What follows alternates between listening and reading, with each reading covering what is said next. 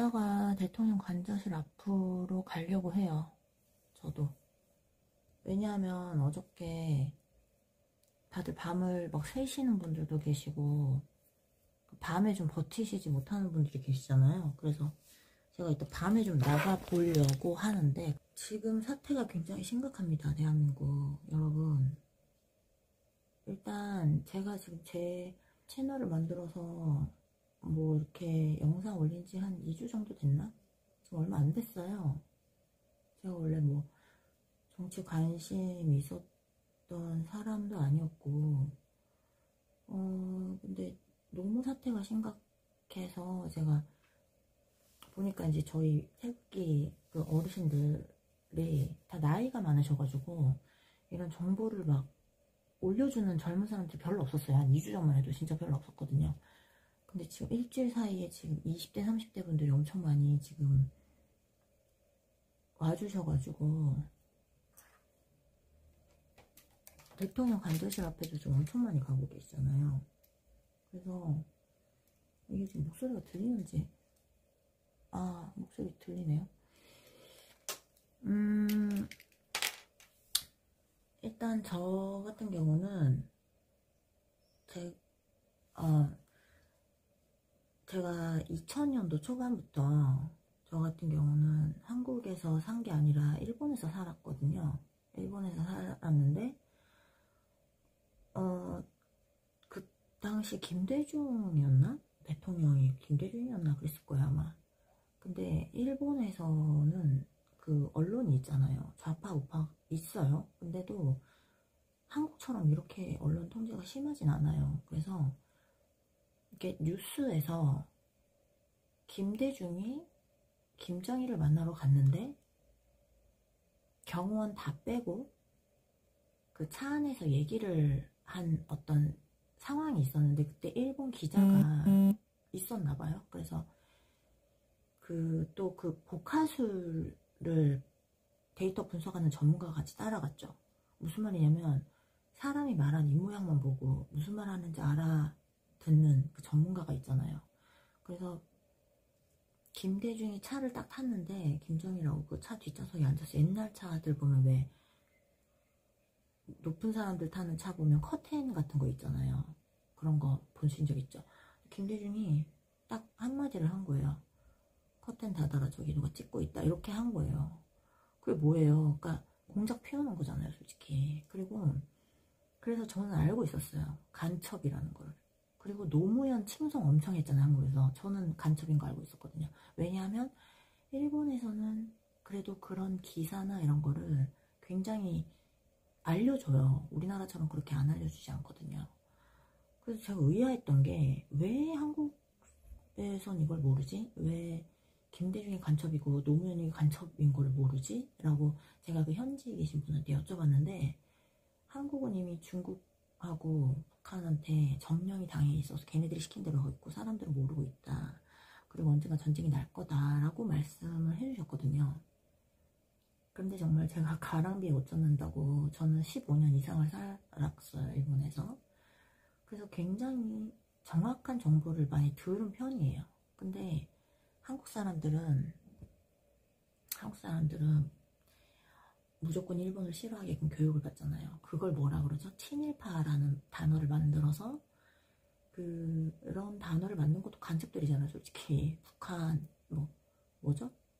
반미 미국 욕하게 하고 일본 욕하게 하고 이런 것도 다 이 간첩들이 만들어낸 공작이거든요. 그리고 김대중도 죽을 뻔했었는데 망명해가지고 일본에서 건져져가지고 그때 원래 죽이려고 했었는데 살려둔 거잖아요. 한번 살려준 거거든요. 그런 거 한국 사람들이 아실란가 모르겠어요.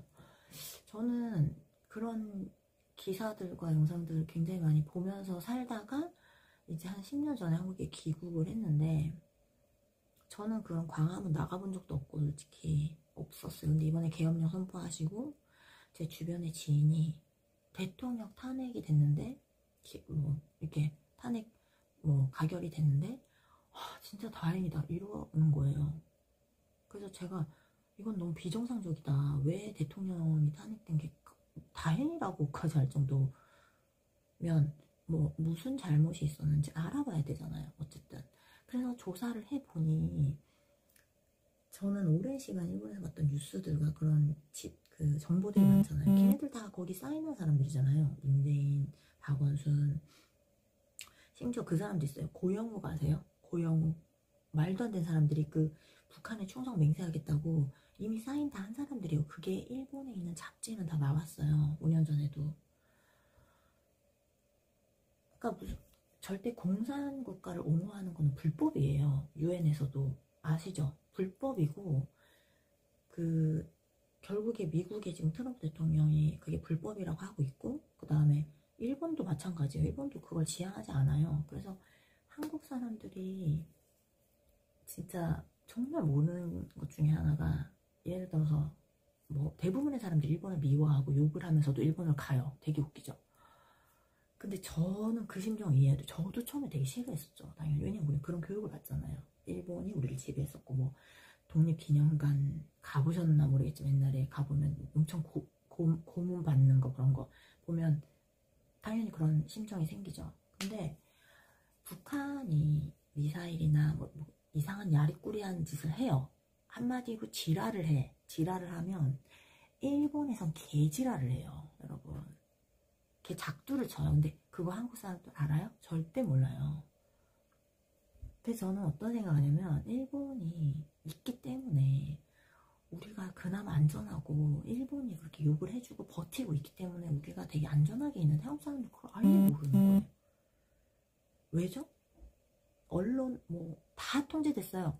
제가 지금 아까 그 탄핵을 뭐 가결된 거 좋아했다는 친구한테 저는 정말 그 친구랑 너무너무 친한 친구인데 아, 이 친구와의 인간관계를 끊어야 되겠다 싶을 정도로 너무 충격을 받아서 제가 있었던 사실을 다 얘기를 해줬거든요.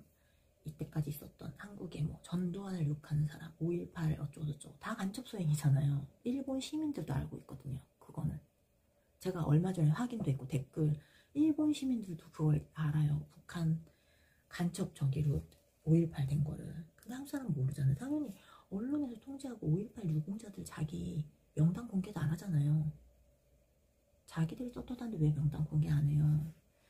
이 우파 쪽 사람들은 거짓말에 분노하고 그 좌파 쪽 사람들은 진실에 분노한다는 말을 어떤 유튜버님이 하셨는데 진짜 맞는 말 같거든요.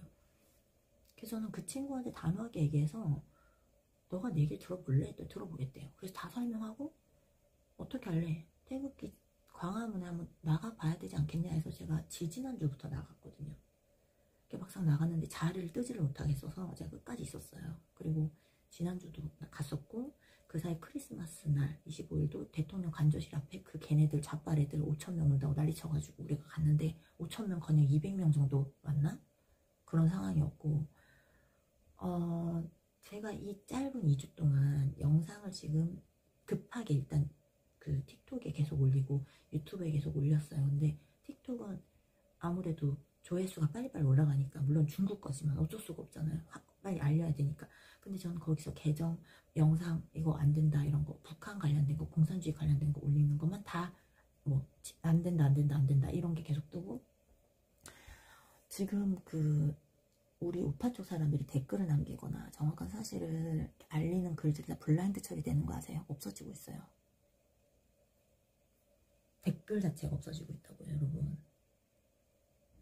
제가 그 글을 보고 또 우리 오빠 그 광화문 집회에서 어떤 일이 있었냐면 MBC 완전 거짓 뉴스 나오는 거 아시죠? MBC 실시간 거기에다가 지금 사실 한 명이라도 알려줬으면 좋겠다 해가지고 제가 댓글로 이렇게 알려주고 있었는데 네이트라는 사이트 아시죠? 거기 제가 오랫동안 이제 사용하고 있어가지고 거기에도 막 이렇게 좌파 사람들한테 욕하는 게 아니라 여러분 진짜 제가 국민한 사람으로서 부탁드립니다. 대통령 유튜브 가서 28분짜리 영상 좀 꼭 봐달라. 한 번만 봐달라. 28분이면 되잖아요. 28분 보면 진짜 초등학생도 이해할 수 있어요. 왜 계엄령 했는지. 이거는 옛날 그 국민을 향한 뭐 총을겨누 이런 개념이 아니잖아요. 국가 이거 안보가 다 무너지게 생겼으니까 위험하다고 생각해서 계엄령을 낸 거고 바로 해지시켰고 아무도 안 다쳤어요. 근데 언론에서는 계속 괴수식으로 막 이때까지 너무 많은 거짓 뉴스를 거의 80년 동안 듣고 있었기 때문에 대통령이 술주정뱅이 뭐 어쩌고 말도 안 되는 다 거짓말이잖아요. 근데 이제 거기 선동이 돼 있어서 어쨌든 제가 네이트에 글을 썼어요. 근데 저는 욕 한마디 안 썼거든요. 근데 조금 이따 다시 글을 쓰려고 했더니 댓글에 뭐가 감지가 돼가지고 댓글을 쓸 수 없다는 거예요. 그래서 내가 댓글을 못 쓰게 하는구나 싶어서 그 네이트판 아시죠 여러분? 그 거기 각종 뭐 의견 다사다난한 의견 들어서 서로 막 싸우게 하잖아요 솔직히. 근데 이제 그 네이트판에 제가 글을 쓰면서 대통령님의 그 28분짜리 영상 URL을 링크복스에서 딱 올렸는데 뭐라고 떴냐면은 해당 URL은 존재하지 않는 URL이라고 딱 떴어요. 제가 그때 새벽에 그 지난주 토요일에 광화문 갔다가 8시까지 있었기 때문에 너무 힘들어서 집에 와서 근데 기사 보니까 잠을 못 잤을 때 새벽 3시가 넘었나? 제가요 진짜 소름이 쫙 끼쳤어요 몸에. 해당 URL은 존재하지 않는 링크라고. 말이 돼요? 제가 외국 사람 아니잖아요. 존재하고 있는데 존재하지 않는다고 떴어요. 그게 뭐예요? 다 통제가 된 거예요 이미 여러분. 그러니까 지금 대통령 탄핵 찬성 외친 사람 저 사람들 계엄 그 단어에 꽂혀가지고 그동안 가스라이팅 당했잖아요. 김건희 여사님 얘기에서부터 어쩌고. 그러니까 아무것도 모르고 지금 저거 찬성 지금 하고 있잖아요.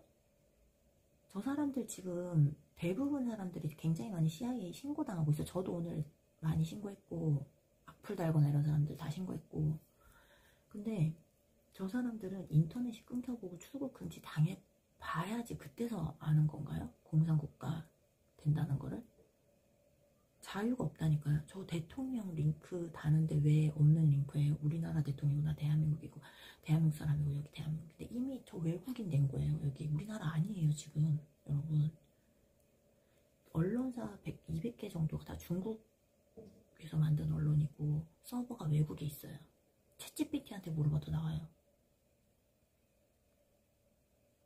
그럼 이걸 신고할 수 있는데 어디냐면서 신고할 수 있는데 쭉 알려줘요. 근데 저 신고 안 했어요. 왠 줄 아세요? 그 신고하는 자체도 다 이미 간첩들이 잡고 있잖아요. 지금 여기 있잖아요. 우리 대통령하고 대통령 간접실 앞에 있는 우리 애국자 시민들, 광화문에 오시는 분들이 그 사람들 외에는 그냥 다 간첩이에요. 그리고 나라가 이미 넘어갔다고 보시면 되세요. 진짜 그 정도 수준까지 온 거예요. 그래서 트럼프 대통령이 1월 20일까지만 버텨달라고 했다잖아요. 근데 지금 버틸 수 있는 지금 하루가 멀다고 난리도 아니잖아요. 그래서 토요일날 제가 광화문 집회 갔다가 집에 와서 새벽에 그 URL 안 올라가는 거 봤죠. 그 다음에 무슨 또 영상을 봤는데 세상에 용산 앞에 경찰이 경찰복 입고 있는데 이렇게 시커먼 두건 쓰고 선글라스 끼고 명찰이 없는 이름이. 그래서 어떤 의원님이 당신 뭐야? 당신 이름 왜 없어? 당신 한국 사람 맞아? 계속 하는데 말을 안 해요. 대한민국 사람이 아니죠. 중국 사람이잖아요. 여러분 이미 있잖아요. 제가 그 영상을 보고 부들부들 떨렸어요. 우리는 중국 간첩한테 뭘 테러 당해도 보호를 못 받아요. 간첩법이 없어요. 문재인 때도 다 없애고 난리 쳐가지고. 우리가 박근혜 대통령 탄핵시킬 때 속았잖아요. 온 국민이. 여러분